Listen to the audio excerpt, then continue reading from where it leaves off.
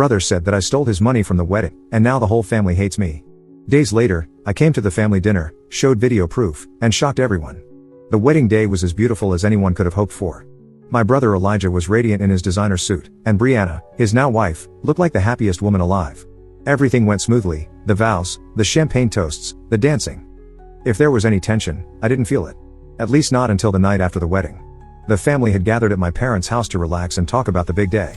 We were in the middle of rehashing funny moments from the dance floor when Elijah stood up dramatically. His voice shook as he announced something that hit me like a truck.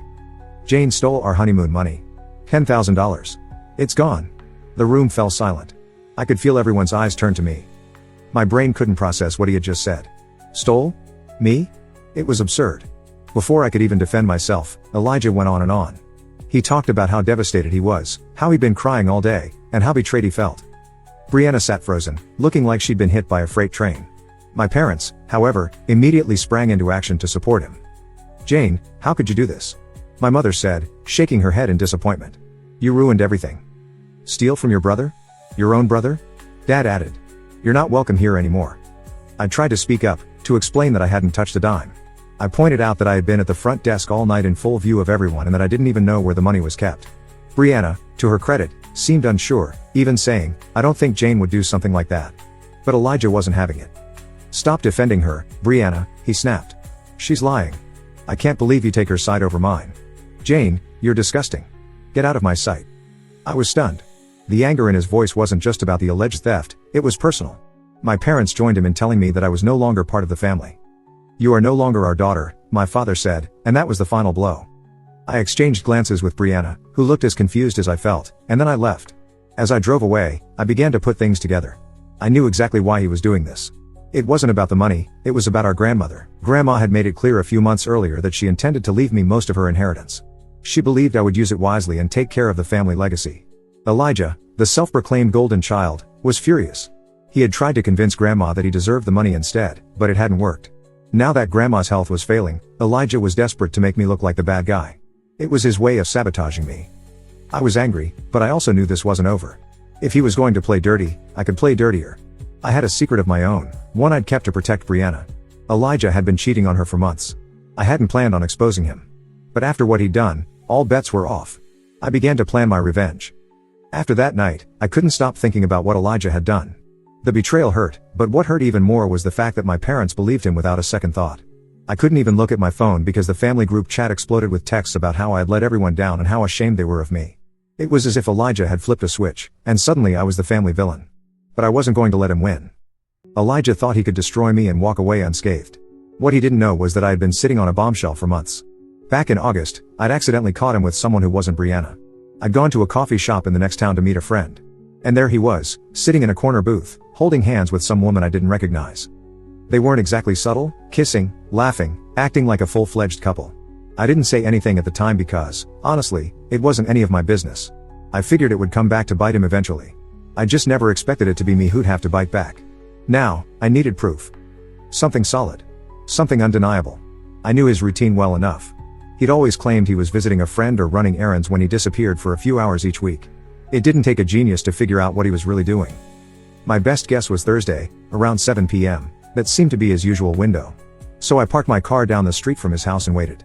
Sure enough, just after 6:45, Elijah walked out, got into his car, and drove away. I followed him, keeping a good distance so he wouldn't notice.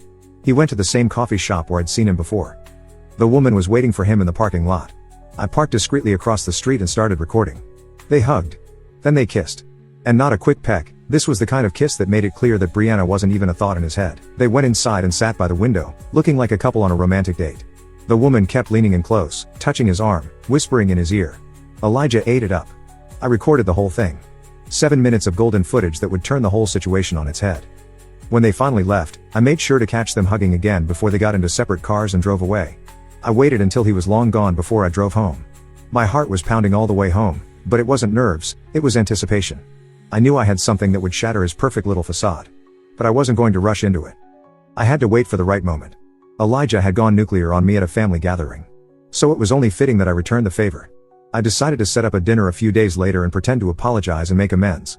My parents, still angry with me, reluctantly agreed.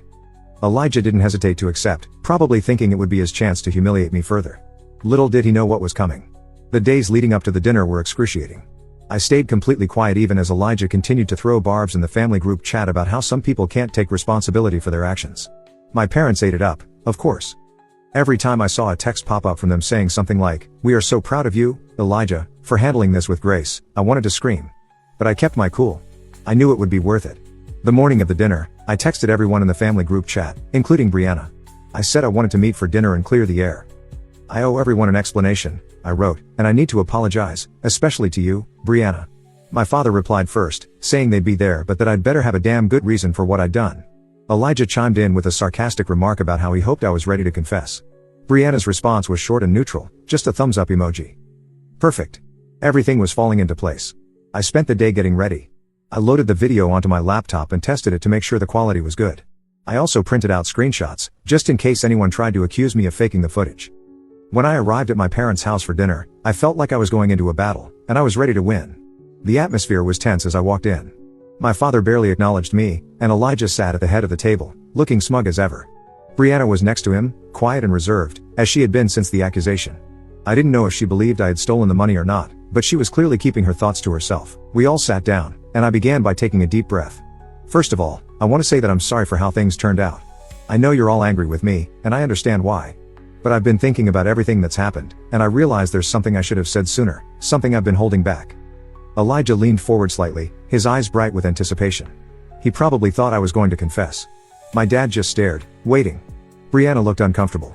I pulled up my laptop, put it on the table, and opened the video file. "What you're about to see is not easy to watch," I said. "But I think it's important for everyone here to know the truth." Elijah's smug expression faltered for the first time as I pressed play. The room fell silent as the video began. It showed him walking up to the woman in the coffee shop parking lot, hugging her, kissing her. The date in the coffee shop. The way they couldn't keep their hands off each other.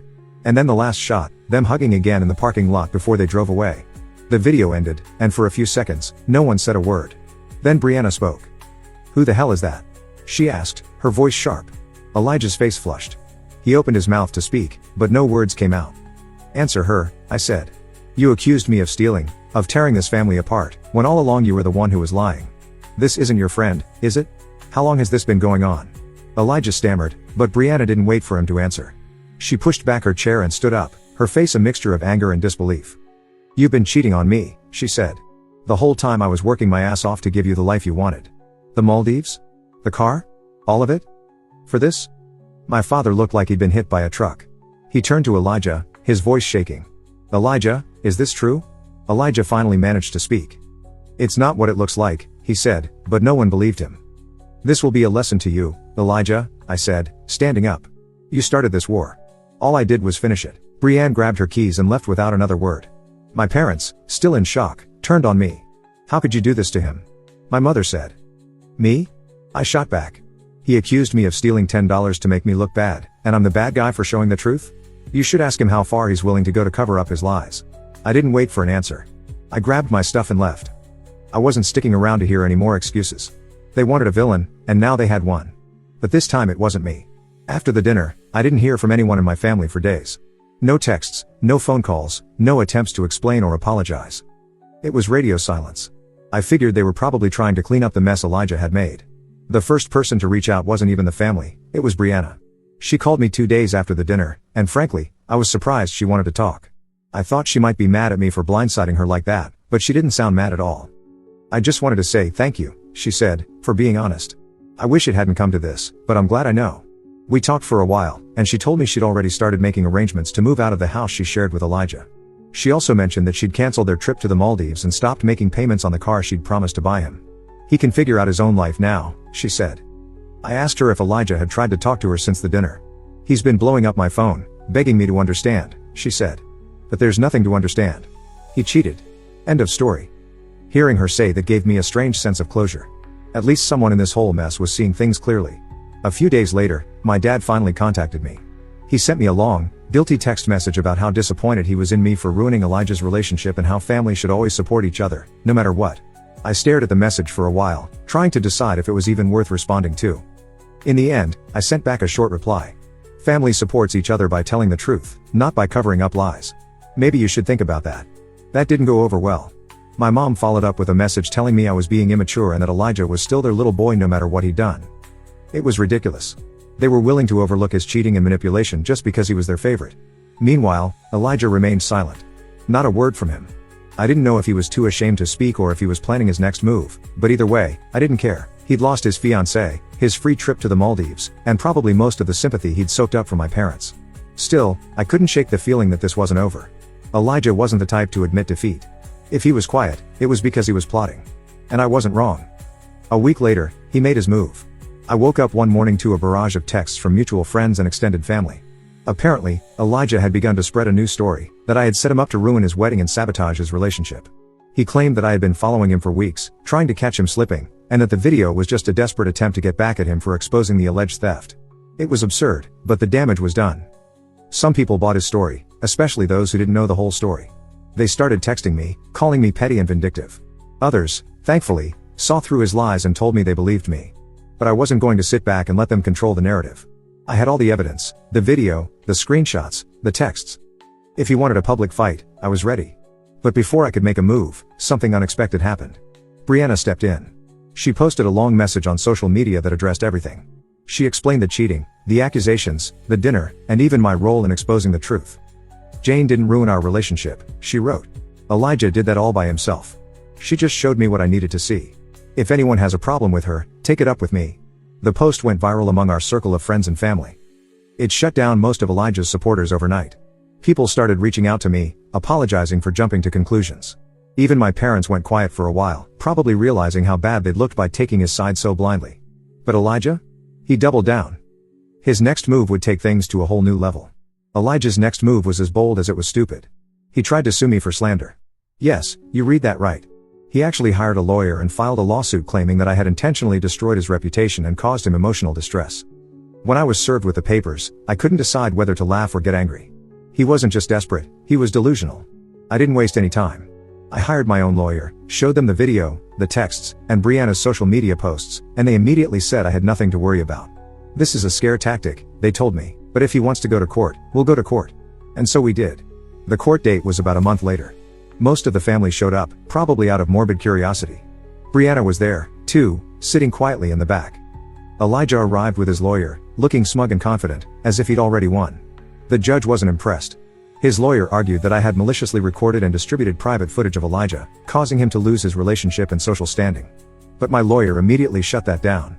They pointed out that the footage was taken in a public place and showed behavior that directly contradicted Elijah's previous accusations against me. They also pointed out that I'd only shown the video to our immediate family until Elijah's lies forced the situation into the public eye. Then came the best part. Brianna took the stand. She testified that Elijah had accused me of stealing without evidence and tried to alienate me from the family. She confirmed that the video was the only reason she'd learned the truth about his cheating. Jane didn't ruin anything, she said. She saved me from wasting my life on someone who didn't respect me or our relationship. Elijah's lawyer tried to cross-examine her, but Brianna didn't flinch. She stuck to the facts and left no room for interpretation. When it was Elijah's turn to testify, his story completely fell apart. He contradicted himself several times, claiming at one point that the woman in the video was just a friend and at another point that he and Brianna were on a break. When it happened, the judge wasn't buying any of it. By the end of the hearing, it was clear where things were headed. The judge dismissed the case, ruling that I hadn't defamed Elijah and that the evidence I had presented was both truthful and relevant. But the real kicker came when the judge scolded Elijah directly. "You have wasted this court's time with baseless accusations," she said. "It is clear that this lawsuit was an attempt to deflect blame for your own actions. I urge you to reflect on the decisions that led you here today." Elijah left the courtroom in tears. After that, the tables were turned. No one, not my parents, not our extended family, not even his closest friends would have anything to do with his lies. Brianna cut off all contact and completed the process of moving out. My parents, humiliated and ashamed, finally admitted they'd been wrong to take his side. It wasn't a dramatic apology, just a quiet acknowledgement when my father called me one night and said, "We made a mistake. I hope one day you can forgive us." I told him I'd think about it, and I meant it. Forgiveness wasn't going to be easy after everything they put me through. As for Elijah, he completely disappeared from the family scene. He moved out of state a few weeks later, claiming he needed a fresh start. From what I've heard, he struggled to keep friends or a job ever since. His reputation followed him, as it should have. I won't pretend that this whole ordeal hasn't left scars, it has. But in the end, the truth prevailed, and I was finally free of the cloud Elijah had tried to hang over me. I don't regret exposing him. He started the war, and he paid the price.